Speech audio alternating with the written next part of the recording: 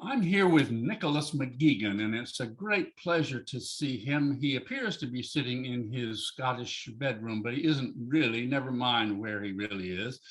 Nick and I have known each other and crossed paths now and then for a very, very long time. I think the very first time was at Washington University in St. Louis around 1980.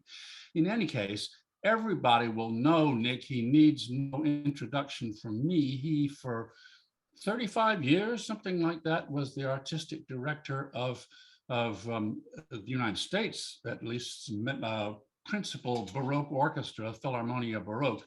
I say the United States because some people might want to mention Tafelmusik too, which was directed for at least as long by another good friend. Anyhow, it's a great pleasure to see you virtually, Nick, and to learn a little bit about where you're coming from. Could you tell us, any way you see fit, but what we're interested in is how people got started in music and in early music at a time when there weren't historical performance programs and Baroque violin teachers and things of that kind. I think you were at one time a flautist, and I know that you're also a keyboard player, and then you became a conductor. So tell us how that all happened. Well, as you can probably tell, it happened in the United Kingdom, and since I'll be 72 in January, a long time ago. Uh, so I've been in the early music business, if you like, just about 50 years now, which is cause for a celebration. And boy, do we ever need one these days. So I was at the University of Cambridge from 1969 to 1972. And one of the things that's the music course was, I would say, very different from the sort of music course you get now. It was a lot of five-part palestrina and lute tablatures and things like that.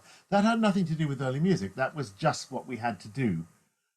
And one of the courses, which I didn't do very well at, was on the acoustics of buildings and musical instruments. In other words, what makes a good concert hall? What makes a violin sound the way it does? An absolutely fantastic course that, in my view, is not taught nearly enough, even though I didn't do it very well.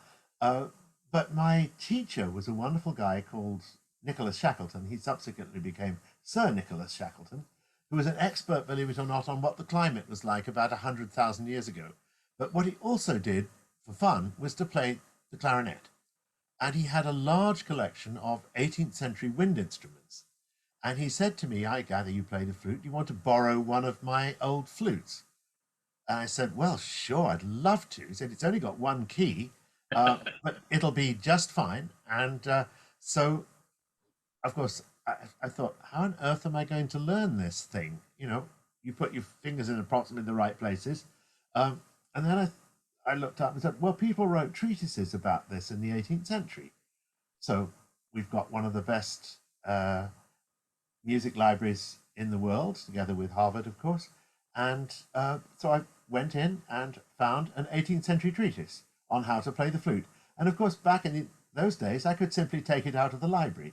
Nowadays, it's on reserve, and because it's an 18th century book, in those days, people didn't care so much. Took it back to my rooms and started at page 1, hold flute, put it to lips and blow. Put the key, put the hole, put your fingers over the holes, and in my case, stretch a bit because the holes are quite far apart. And after a couple of weeks, I suppose I started to make a reasonable noise and had discovered mysteries like G sharp and B flat. But otherwise, the fingering's essentially the same as a recorder. And after about 6 months, I could play simple sonatas, I would say. And then Nick Shackleton said, oh, you have to meet my tenant sometime. He's rarely around, but he's a very nice guy. His name is Christopher Hogwood. He's just coming back from tour with David Munro. And that was, of course, David was a famous name, and Chris was a well-known name too. But they were doing medieval music. It was the early music consort of London, and with James Bowman, who just turned 80, believe it or not, they were doing Banchois and Dufay and things like that, rather than anything later. And so Chris had a couple of nice harpsichords, subsequently had an enormous collection, but had a couple in the house, and so he said, "Do you want to play some sonatas?" I said yes, so long as they're simple, because I'd only been at this thing for a little short time. Anyway, we found some very nice sonatas by J.C. Bach, which were great because the flute parts were really easy. They were designed for the music teacher to play while his student played the fancy piano part, which had all the tunes. My job was to hold long notes, which I did very well. And uh, and so Chris said, let's play more of these, and we'll find some harder stuff. And we had access, both of us, to the Cambridge Library. And those days, I said, just take it out of the library and play it. And after about a year of this, I started to give a few concerts with Chris, which was great fun. And sometimes with other people, like James Bowman came and sang as a Handel cantata for flute and harpsichord. And then in 1973, Chris founded the Academy of Ancient Music, which was named after the British orchestra of the 18th century, the one that defined ancient music as any music over 30 years old, which I thought was somewhat of a difference to now. And I played second flute in his very first recording, which was Thomas Arne's 8 Symphonies Opus 1, and survived. We didn't rehearse very much in those days, but we played a lot, and we had very good editing on the CDs. We had to, because it was on the recording place, which was a lovely church, was rather too close to the flight path to Heathrow Airport. So we could only do takes that lasted between planes. So 2 or 3 minutes. If nowadays it would be 2 or 3 seconds, but in those days there weren't so many planes.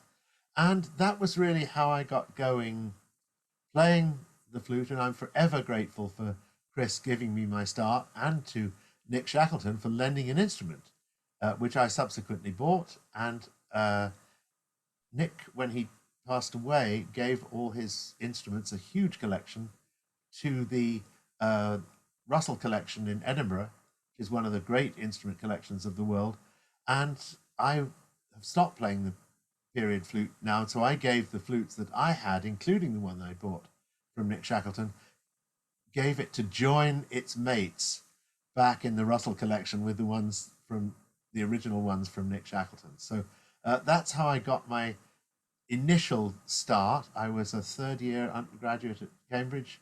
During the year, I was practicing really hard. And then I went to Oxford, and that's when I started to play in the Academy of Ancient Music. So we're talking 71, 72, 73, 50 years ago almost. And then I met the other people who were playing in the orchestra, some violinists, cellists, other wind players, and other harpsichordists, such as Trevor Pinnock, for example, who's the reason I came to the United States. But that's another story which we'll stay for a minute or two later.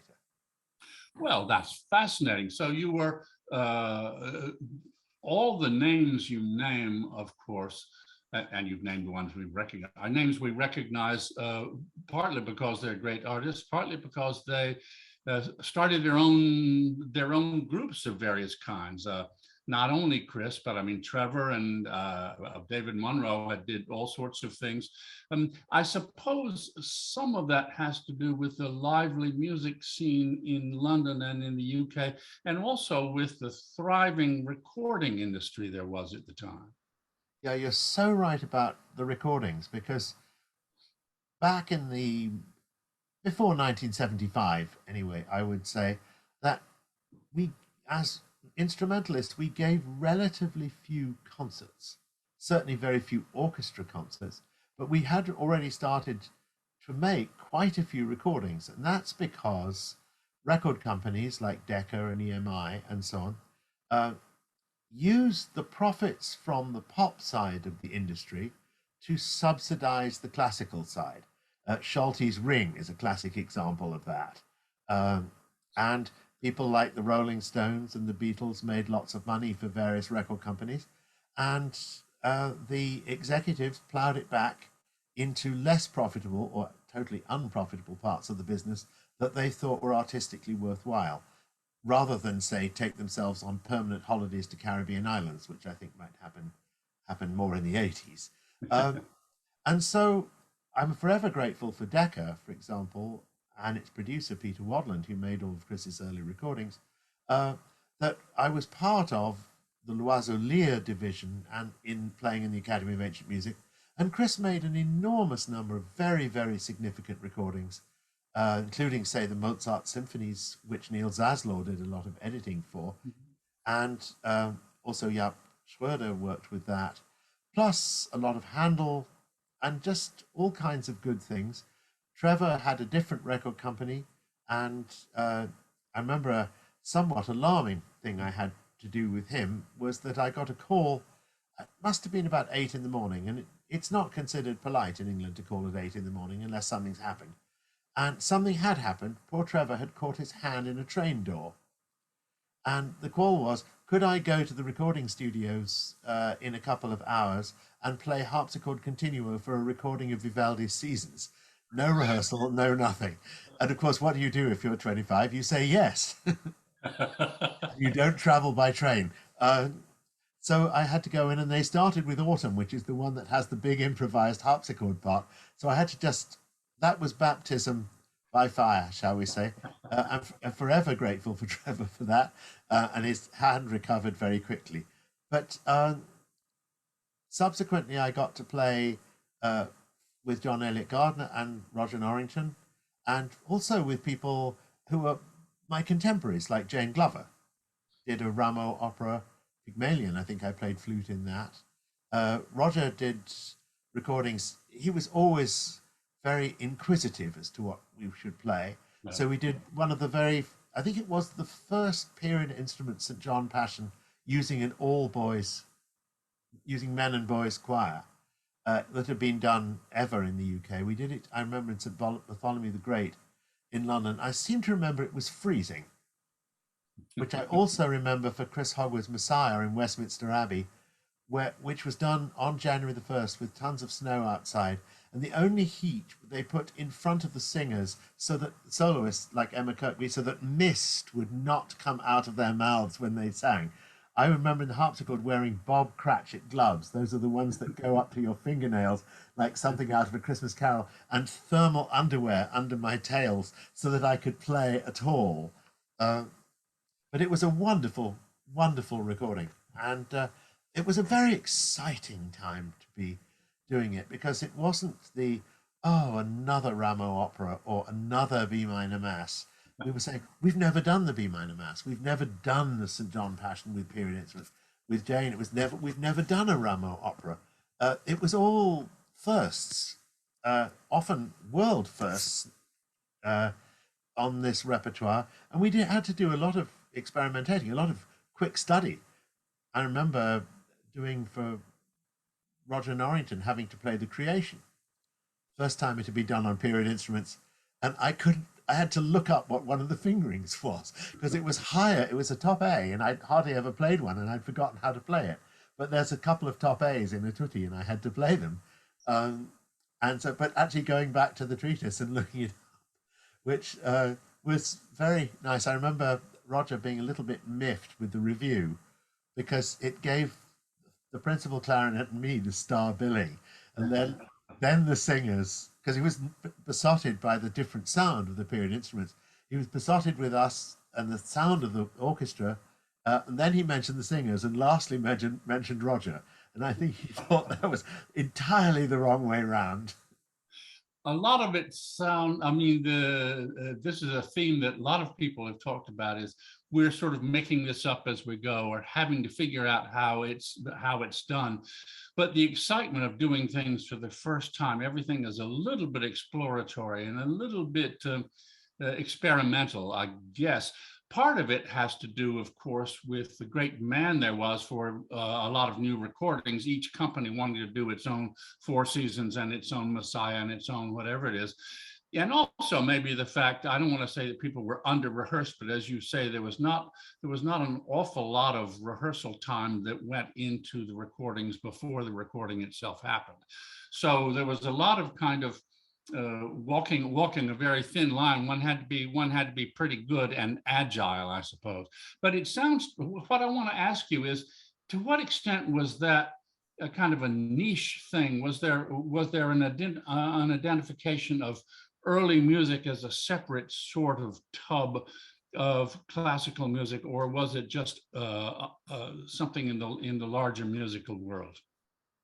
I think you could say if you were playing medieval music or even Renaissance music, that was kind of okay because, as we say, normal established musicians didn't touch it. I'm not talking about uh, vocal church music because that could obviously be played or sung rather by cathedral choirs and Cambridge and Oxford choirs. But I'm talking about doing Handel on period instruments, for example. Modern orchestras were very sniffy about the period instrument people. We only went into this business because we couldn't cut it in the real world, as it were.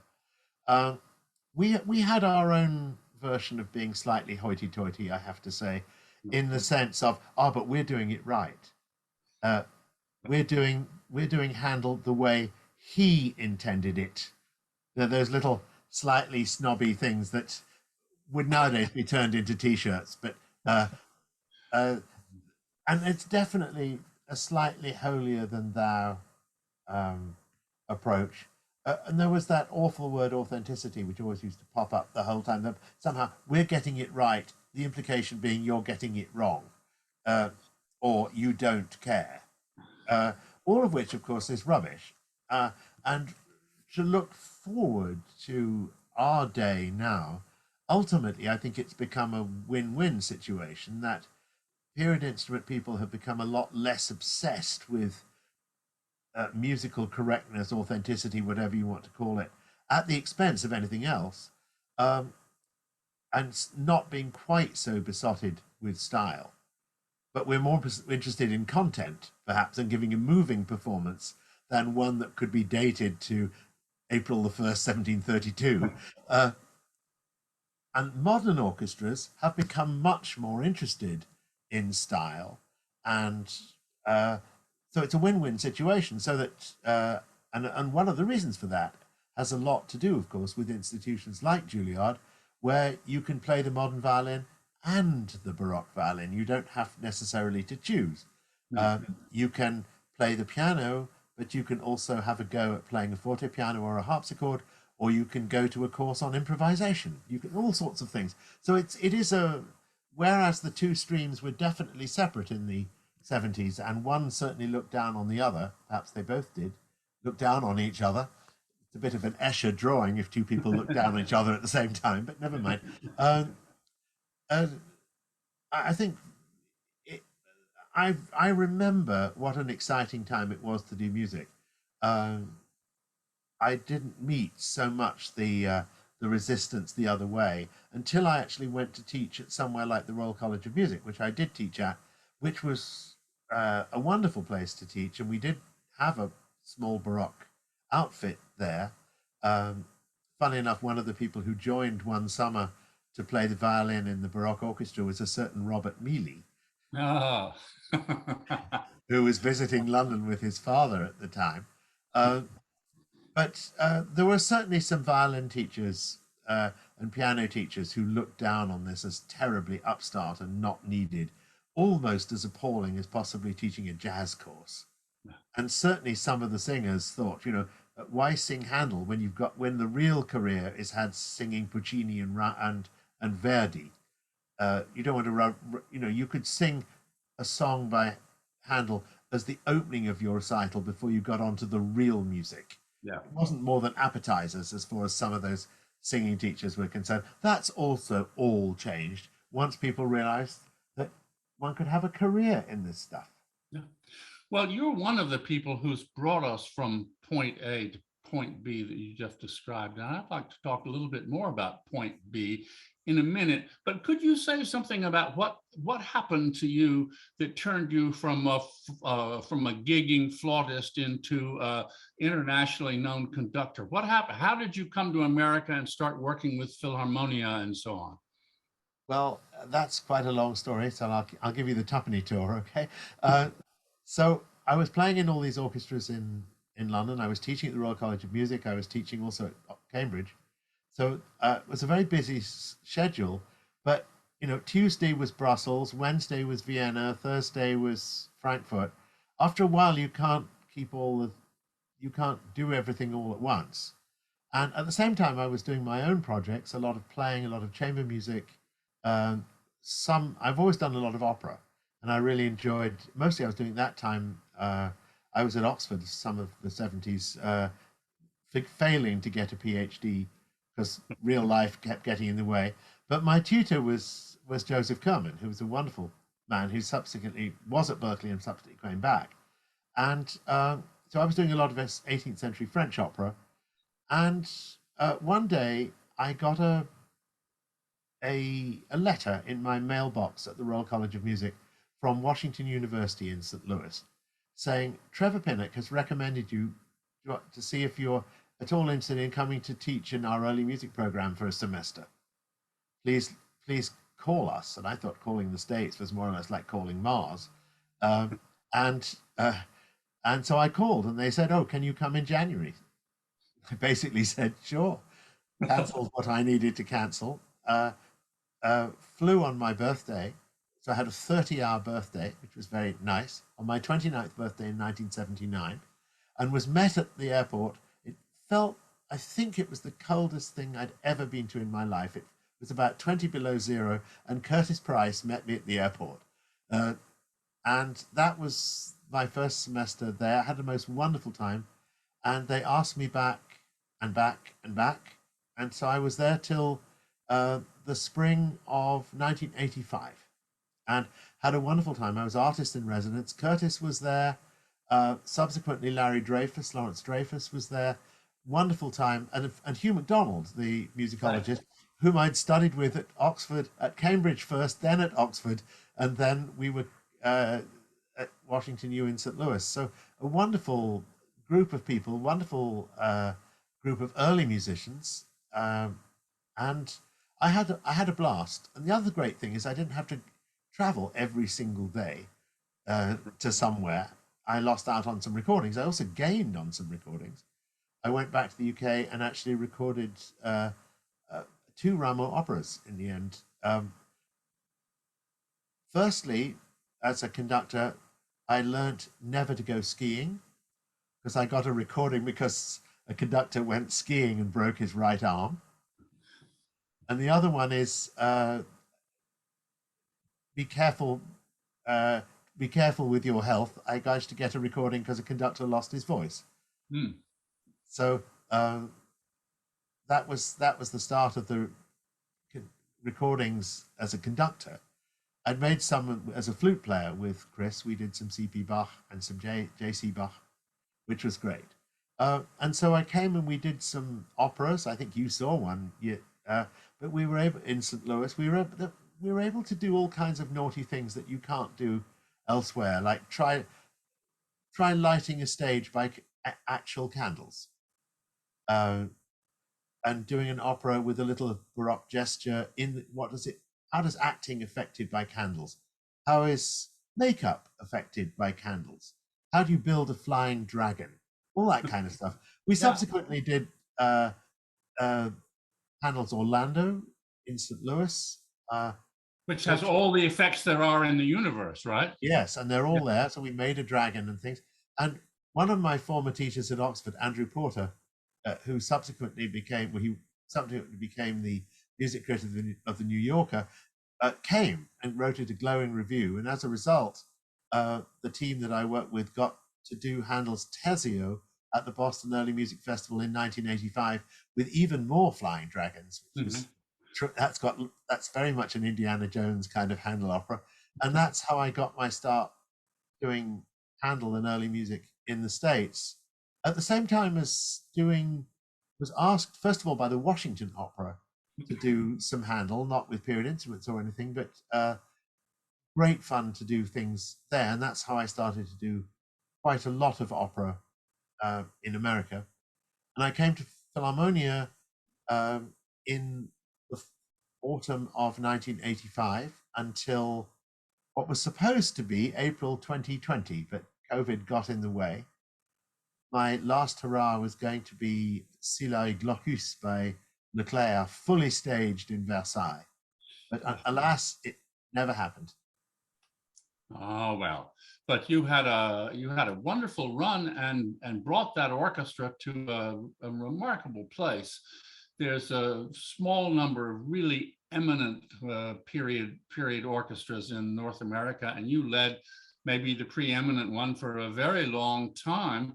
Um, that's a very different thing from being a sort of gigger doing one thing after another, because you're building a single institution over a long time. What do you think is the secret of doing that? In one case, I mean, I moved here. Uh-huh. I find conductors spend a lot of time, arriving 3 days before the gig, leaving 2 days afterwards, and that's called being a guest conductor. Uh, you're not actually having dinner with the board. You're not getting to know the musicians. You're not playing chamber music with them because you're too busy rushing off to the airport. Now, I rush off to the airport all the time, and I haven't retired. I'm just making music rather than raising money, Yeah. which is a slight difference. And but when I'm still living in Berkeley, and it's I think if you're going to do something like have a period instrument orchestra, and I'm not the founder of Philharmonia, it was already in existence for about 4.5 years before I came along, but they wanted a conductor rather than doing it. They were essentially organized, I'll use in inverted commas, they organized it like a Quaker meeting. Every rehearsal, everybody had their say, and if the spirit moved them to argue over whether it was a B natural or a B flat, that would take 3 hours. So of course they could rehearse for a week, but not a lot got done. So they had me basically to cut the Gordian knot and say, we'll have 1 3-hour rehearsal and learn it. And I'll take the decisions. Now, some people didn't like that because they came from what you might call the counterculture part of early music, which we had more or less in Europe had given up. But it was alive and kicking, I have to say, in the States. Yeah. And so my job was to, I think people were slightly horrified. You're going to choose the repertoire? Yes. Are you going to decide how it's played? Yes. That's what I do, So there were a few people who went, whoa, and as opposed to thinking this is going to be the Baroque collective. You see what I mean? Which is fine if you're a string quartet, but it's not so fine if you've got 35 people and a chorus on stage. So I had to tread very lightly in the early years, and therefore living here, working here, and just spending a lot of time with the musicians and with the audience and the board really paid dividends in the long run. So when I decided to step back, I hope I left the orchestra in a very strong place, a very different place from where it started, and that's something I can feel very pleased about. I think we all agree that you did, and that you have every reason to be enormously proud of your accomplishments, musical and institutional. Let's think for a minute about what you referenced a while ago. That is the coming together of early music and real music. Something I note that when we're talking, which is just before the new year, Jeanette Sorrell has just left Apollo's Fire to go and conduct a Messiah for the New York Philharmonic. You conducted the Baroque Messiah for Apollo's Fire in Cleveland, and then you conducted the Chicago Symphony's Messiah. So here's a whole bunch of sort of people crossing over from one kind of thing to another. I know you do quite a lot of that, and you mentioned earlier that modern orchestras and ensembles are not rejecting, but actually adopting, or at least being interested in what they can learn from the historical side of things. How do you feel about your own part in that? And do you think that's an important direction for the future? Oh, I think it is. Let's just leave people out of it for a minute. I think it's 15 years ago, I would say there was, maybe 20 years ago, on behalf of modern orchestras, I think there was a reluctance to play music from before 1750. They say, oh, we can't touch that. The period orchestra people, that's their thing. And that's gone away, I think, now, so that when I did, for example, the B minor Mass with the Baltimore Symphony, they hadn't played it for nearly 40 years. Why not? They're a wonderful group of musicians, and the audience deserves to hear it played live. So as on the other hand, period instruments, I don't know when we're going to get, God help us, the first Rheingold on period instruments, but it's going to happen. It's coming. It's coming.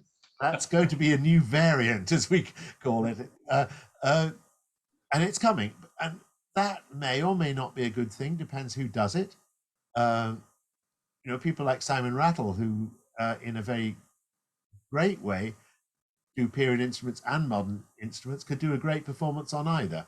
I think, on the other hand, looking back, I think it's wonderful that I don't have any problem doing Handel, Bach, and earlier music, Chorale and stuff, with what we might call genuine, normal modern orchestras.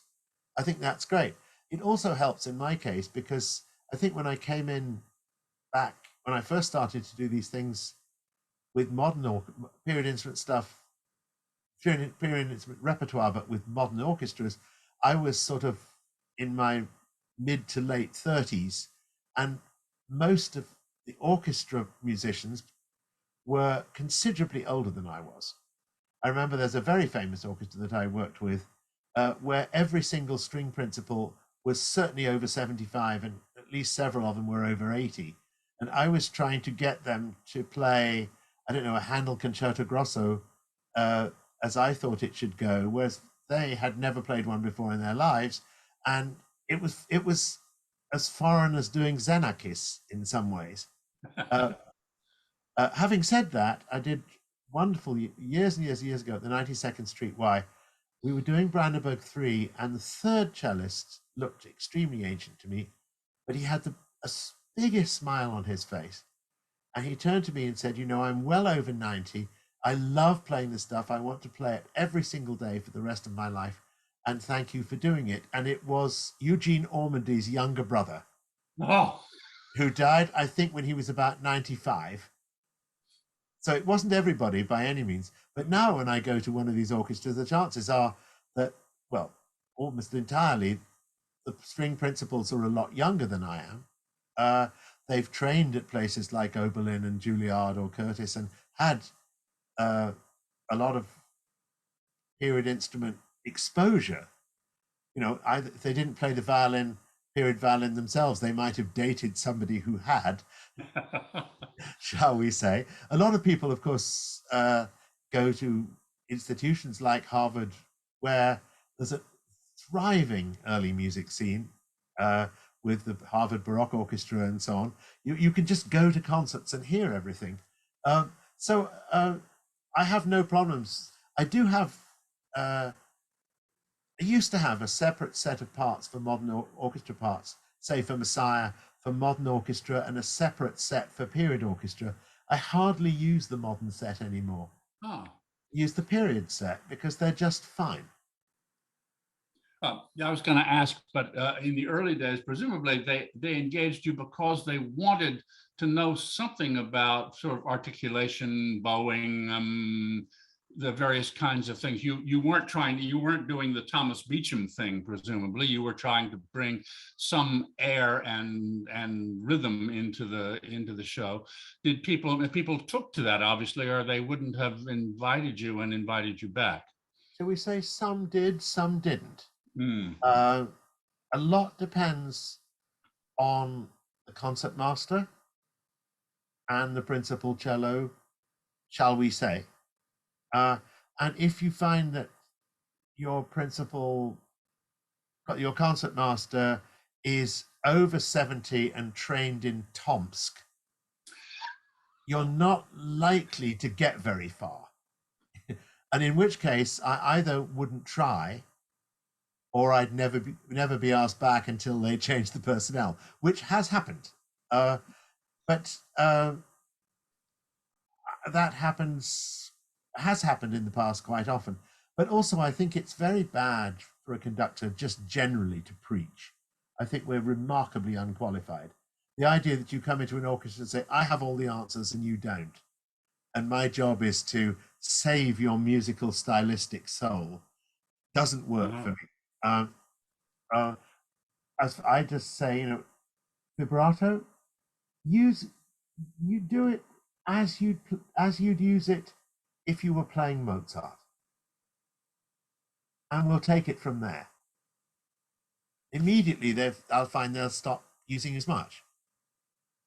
And for example, in the Pastoral Symphony in Messiah, I say this is based on bagpipes. So for the cello C and G that goes in the bass, bagpipes don't have vibrato. So I think you shouldn't try and make that an expressive note.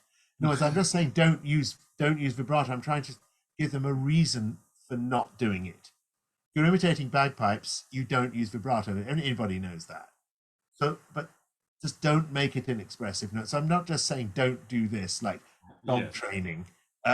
It's this is why this is not a good idea. And after a while, I have to say, perhaps in the US, having a British accent is considered charming, and people will swallow the bitter pill more easily than they might if I were from somewhere else. Well, and I'm sure you milk it for everything you can. Would you say, Nick, that over the length of time, which is pretty long now, that you have been guesting with modern ensembles, that things changed? Do you notice a kind of a general change in attitude and receptiveness? Oh, absolutely, absolutely. I'm very lucky now that for most modern symphony orchestras that I go to in this country, it's not my first time. And that although I may have originally been asked to go and do Messiah, for example, which is often the early music calling card, as it were, because every orchestra does it and they're always looking for somebody to do it. Often when I'm asked back, I'm doing a mixed program, or I've just been working on with another symphony. One of the pieces is the first Walpurgis Night of Mendelssohn. Oh. Now that's a style I'm very interested in, where I'm going to be asking them to use portamenti, for example, which is something that their teachers told them never to do. As a 19th piece of 19th century idiom, So I suppose I do market myself a little bit as a stylish man, but not just in the Baroque. But I'm not. I suppose people think I can communicate well, and so I'm asked to do that. But it's great for me. I'm having a ball, as you can tell. Well, that's terrific. If you have advice to give, this would be a good time to give it to people who are beginning what they hope will be professional careers in historical performance, early music, whatever, in a world that's very different from the one you began in. That doesn't have the great age of discovery, because there's a lot of music out there. The standards now, I think it's fair to say, are very high and higher than they were 50 years ago. And the great flood of recording contracts is not out there anymore. So what do you think? What do you think is a good orientation for a young committed musician nowadays? I think a number of things. One is, as you say, recording. Well, of course, people under 25 think CDs are passe. So I think that's a whole different discussion, that doing stuff for streaming and all kinds of other modern electronic media is probably the way to go. CDs stopped making anybody money quite a long time ago. So I think the idea that you're going to make your fortune out of making CDs, which we thought we were doing in the 70s and 80s, let it be said. We got paid nicely by Decca and other companies. Conductors got royalties and all kinds of fun things. That's all out of the window now. But the other thing is, obviously, uh, although there's a lot of music in print available now, much more than there ever was when we were doing it in the 70s, there's still an awful lot that isn't. So do have an inquiring mind. Do find a niche of music that interests you. A former Juilliard student, for example, or there's maybe several now, are absolutely in the violin, in the J415, are absolutely fascinated with Scottish music, Scottish fiddling. And there's a lot of that. Some people like playing jazz violin as well as period violin. Find yourself a niche, an interest. There's a lawful, there's 500 Vivaldi violin concertos. Have they all been played? I very much doubt it.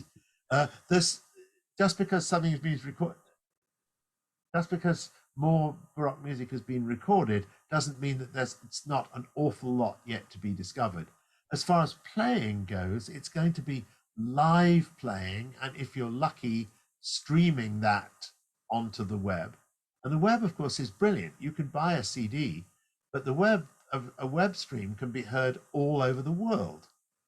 And that's a much wider market, even though you don't get paid for it. Yeah. I think find if you're a violinist, I'm just using that as it could equally well be a cellist, find an area within period performance that interests you greatly, because there's going to be an awful lot still to be discovered. You might be very interested, for example, in how they played music in the 1830s on the violin. I know if you wanted to study how they played flute music in that period, that's the pre-Boehm flute. Hardly anybody plays it, and they did glissandi and all kinds of stuff, because the treatises tell you how to do it. But most people are playing still very standard repertoire. There was a fashion, 20, 30 years ago for doing a lot of Rameau, a lot of that kind of music. And I mean, it's wonderful, wonderful music, but there's other stuff out there. Just in terms of national music, Russian music. There's a huge amount of music performed in Russia, not necessarily written by Russians, but people who do know about that. It's a whole realm. So you can do that and push the envelope. Be the first. Play the Mendelssohn Violin Concerto on a period violin with the right fingerings. I say right, but with plausible fingerings. Take a look at. It's also fun going backwards. I did this actually with the main Juilliard Orchestra, 15 years ago, that we took Elgar's recording of Enigma Variations. Somebody worked out what all the portamenti were, and we put them in the parts. So they were playing it as Elgar, pretty much as a clone of how Elgar conducted it. So no two bars were quite in the same speed, for example. And that was a piece of performance practice, which was tremendous fun. And you can go backwards. If you were a cellist, you can go back to the first recording of the Elgar Cello Concerto and see what it's like. And there are 3 recordings of that, and each one is differently fingered with different portamenti by the soloists. So I think it's 3. So you can. There's a lot of research going back that is also fascinating. Yeah, and we now have more than 100 years of recorded history, and we can see that styles and tastes change over time, don't they? Sure. Even, I'm old enough to have, I was going to go to a flute teacher in the 60s, who was the first flute of one of the major London orchestras, who never used any vibrato at all. And he unfortunately stopped teaching just before I could go to him. And just at that time, Pierre Rampal's way of playing the flute with heavy French vibrato became fashion, and all the flute players in England rushed off to study with him and came back having spent a little while in a sort of musical jacuzzi. At least that's what it sounded like. So what we think of as modern performance practice is quite a lot, to someone of my age, is pretty modern, actually, because I can still remember going to concerts live which were different. And just being aware of that, I think, is fabulous. Uh, but there's so much room for adventure in all of this, and I think uh, just because one goes to a Baroque violin teacher, shall we say, and is told you do it like this, you play this, doesn't mean that you can't do your own research, find your own things, experiment, maybe even find that your teacher didn't know something that you have now discovered. Um, for example, it students I don't never feel should never feel as if they're, shall we say, studying Chinese calligraphy. In other words, it's handed down and don't ask questions, or you're simply baby birds being fed. Yeah. Well, feed the information, I'm delighted at your personal enthusiasm for music and all the things there are, but also for the cheery approach you have to the future. I think there are those who might think, well, it's all been done. The world has changed. We'll never succeed. And you make it sound as though everything has yet to be done. I think that's if you hadn't laid an important foundation for that, there would still be a lot that we wouldn't know. But in any case, it's really wonderful to think that there's as much future as there is glorious past, and you're a part of both of those. I look forward to what you do in the future, Nick, and we're all grateful for what you've done in the past. So on behalf of me and quite a lot of other people, many, many thanks to you, Nicholas McGegan. Thank you very much for having me on the podcast, and it's been great chatting. And if I had a drink in my hand, I would say let's drink to the future, but it's much too early. And but I think, once this pandemic has made many people think how much music means to them. Yes. Not just to play it, but to hear it. And I hope, live concerts will come back, and that's a great in profusion, and that's a great opportunity for all the younger musicians to go out there and play and give us wonderful concerts for years to come. Well, here's to the future, and here's to you, Nick McGegan. Thank you very much indeed. Thank you so much.